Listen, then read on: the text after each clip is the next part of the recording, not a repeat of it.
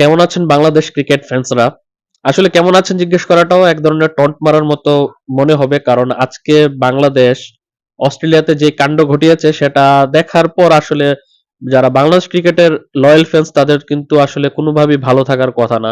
আগামী 13 আগস্ট থেকে 17 আগস্ট অস্ট্রেলিয়ার ডারউইনে মারারা ক্রিকেট গ্রাউন্ড মাঠে প্রথম টেস্ট ম্যাচ খেলতে বাংলাদেশ নামবে, এবং এই টেস্ট টিমের কেউই অস্ট্রেলিয়ার মাটিতে কখনো টেস্ট খেলেনি, যার কারণে সেই ম্যাচটা খুবই ইম্পর্টেন্ট। তবে তার আগে আজ 6 আগস্ট যে 3 দিনের একটা প্রস্তুতি ম্যাচ খেলছে বাংলাদেশ ক্রিকেট দল অস্ট্রেলিয়ার একটা ক্রিকেট অস্ট্রেলিয়া নামক একটা দলের বিপক্ষে, যেটাতে তাদের মূল ক্রিকেটাররা নেই অস্ট্রেলিয়ার জাতীয় দলের।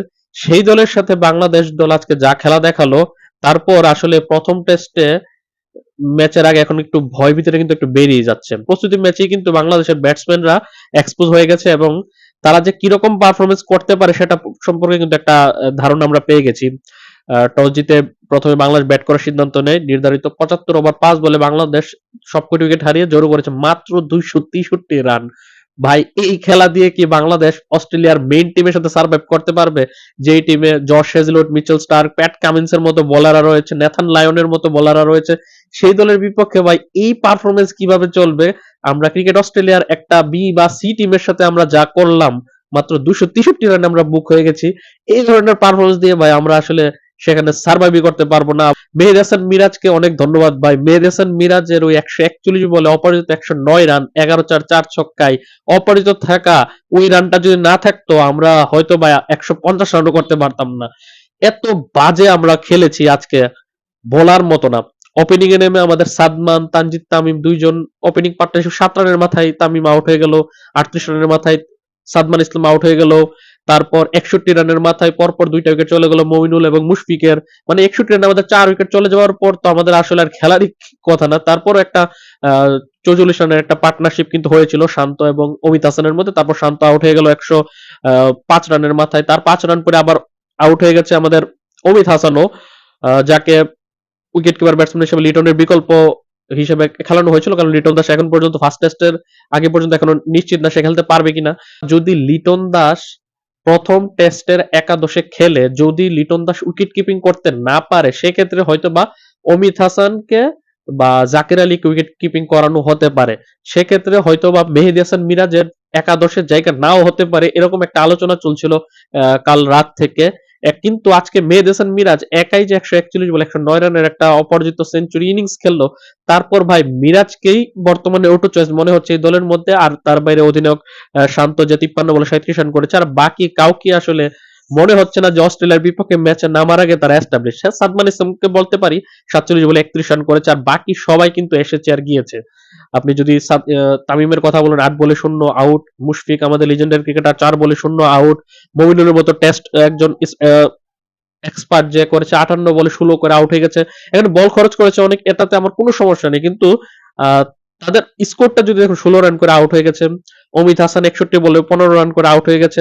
সৌম্য সরকারকে 8 নম্বরে নামানো হয়েছিল, আমাদের সৌম্য দাদা 36 বলে 16 রান করে আউট হয়ে গেছে। এছাড়া তাইজুল 15 বলে 10, হাসান মাহমুদ 6 বলে 4। এবং সবচেয়ে মজার বিষয় হচ্ছে, আমি একটু পার্টনারশিপ নিয়ে কথা বলতে চাই, খালেদ আহমেদের ব্যাপারে আমি আসছি। যেটা বললাম 61 রানে আমাদের 4 উইকেট চলে যাওয়ার পর 144 রানের একটা পার্টনারশিপ হয়েছিল শান্ত এবং অমিত হাসানের মধ্যে হয়েছিল। শান্ত আউট হয়ে যাওয়ার পর তারপর অমিত হাসানও 5 রান পরে আউট হয়ে গেছে, 110 রান করার জন্য 6 উইকেট পড়ে যায়। তখন মিরাজ এবং সৌম্যর মধ্যে একটা পার্টনারশিপ হয়েছিল, যে পার্টনারশিপটা টিকে ছিল 48 রানের, 50 টাচ করতে পারেন তারা। 158 রানে সপ্তম উইকেটের পতন ঘটে, সৌম্য আউট হয়ে যায়। তারপর কিন্তু তাইজুল ইসলামের সাথে একটা 30 রানের পার্টনারশিপ ঘটায় মিরাজ। তারপর হাসান মাহমুদ আসে, দেখেন 6 রান টিকে 194 রান, নবম উইকেটের পতন হয়ে গেলে তখন স্বাভাবিক ছিল যে 200 রান আমরা অল আউট হয়ে যাবো। কিন্তু মেহেদী হাসান মিরাজ আমাদের ট্যালেন্টার খালেদ আহমেদকে নিয়ে 73 বলে 69 রানের একটা পার্টনারশিপ খেলেছে। এটা দেখার পর আমাদের টপ অর্ডারের ব্যাটসম্যানদের প্রতি আসলে হতাশা ছাড়া আর কিছুই ব্যক্ত করতে পারছি না। দশম উইকেটে বাংলাদেশ 73 বলে 69 রানের পার্টনারশিপ করেছে। যে মিরাজকে আপনারা একাদশে রাখতে যাচ্ছেন না, সে 141 বলে 109 রান করে অবরোধিত ছিল। খালেদ আহমেদ 11 নম্বর ব্যাটসম্যান হিসেবে নেমে 28 বলে 15 রান করেছে। ভাই, এই ধরনের পারফরমেন্স দিয়ে আসলে বাংলাদেশ দল অস্ট্রেলিয়ার এই Josh Hazlewood, Mitchell Starc, Pat Cummins, Nathan লায়নদের মতো বোলারদের সামনে আসলে দাঁড়াতেই পারবে না। একদম তারা ফু দিয়ে বাংলাদেশকে উড়িয়ে দিবে, এমন একটা অবস্থা তৈরি করে দিয়েছে আমাদের এই বাংলাদেশ ব্যাটিং বিভাগ। 263 রানে অল আউট হয়ে গেছে।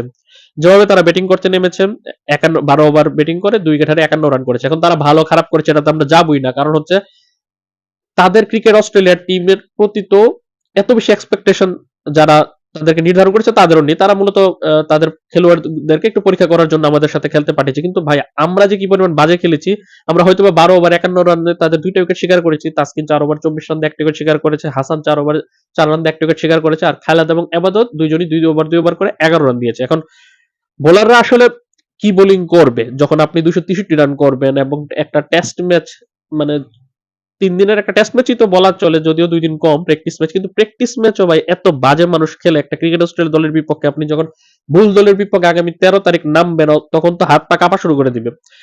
এমনকি একটা মজার একটা জিনিস দেখলাম আমি, তাদের দলের একটা বোলার, নামটা নিতেও কষ্ট হচ্ছে, কোরি রচিচুলি খুব সম্ভবত নামটা, প্রনাউন্সিয়েশনে ভুল হলে মাফ করে দেবেন ভাই। 83 রানে 6টা উইকেট শিকার করেছে, একটা অফ স্পিনার, আরেকজন লেফট আর্ম স্পিনার ছিল তাদের দলে খুব সম্ভবত, একটা উইকেট শিকার করেছে। তাদের 4 জন পেসার মিলে 3 উইকেট শিকার করেছে এবং 2 জন স্পিনার মিলে 7 উইকেট শিকার করেছে। এতে বোঝা যাচ্ছে ডারউইনের মাঠে স্পিন ধরবে, এবং যেটা প্রথমে পরিকল্পনা করা হচ্ছিল মিরাজকে বসিয়ে উইকেট কিপিং এ অন্য কাউকে সুযোগ দেওয়া হতে পারে, যদিও এখন পর্যন্ত শিওর না, এটা গুঞ্জন। তবে মিরাজকে ভাই এখন লাগবেই, ব্যাটিং এ তো তাকে লাগবে, পাশাপাশি বোলিং এও তাকে লাগবে, কারণ তাদের যে অফ স্পিনার রচি চলি বা যাই নাম হোক, 6টা উইকেট শিকার করেছে 83 রান দিয়ে অস্ট্রেলিয়ার পিচে ডারউইনে। হয়তোবা ডারউইনে স্পিন ধরতে পারে, সেই হিসেবে আগামী 13 আগস্ট মূল টেস্টের আগে আমি মনে করি যে বাংলাদেশের স্পিনের উপরে ফোকাস দেওয়া উচিত। পেসাররা তো আছেই, তাসকিন, হাসান মাহমুদ খেলবে, তৃতীয় পেসার হিসেবে খালেদ আবাদত বা মুশফিকের একজন খেলবে, কিন্তু তাইজুল তো থাকবেই, স্পিনার হিসেবে মিরাজকেও ভালো মেইন বোলার হিসেবে ইন্ট্রোডিউস করতে হবে। এখন দেখার বিষয়, এই প্রস্তুতি ম্যাচটা তো শেষ হয়ে যায়নি, প্রথম দিনের খেলা শেষ হয়েছে। প্রথম দিনের খেলা শেষে বাংলাদেশ 212 রান এগিয়ে আছে, আরো 2 দিনের খেলা রয়েছে আগামী 7 এবং 8 আগস্ট। দেখার বিষয় পরের 2 দিনে আমরা কি ড্রামা দেখতে পারি। এই ধরনের বাজে পারফরমেন্স যেটা ব্যাটিং এ দেখেছি, বোলিং এ সেটার পুনরাবৃত্তি ঘটে কিনা সেটাই এখন দেখার বিষয়। আজকের এই প্র্যাকটিস ম্যাচের স্কোর কার্ডটা কারা দেখেছেন বা স্কোর কার্ড দেখে আপনার প্রতিক্রিয়া কি সেটা অবশ্যই কমেন্টে জানাবেন। আল্লাহ হাফেজ।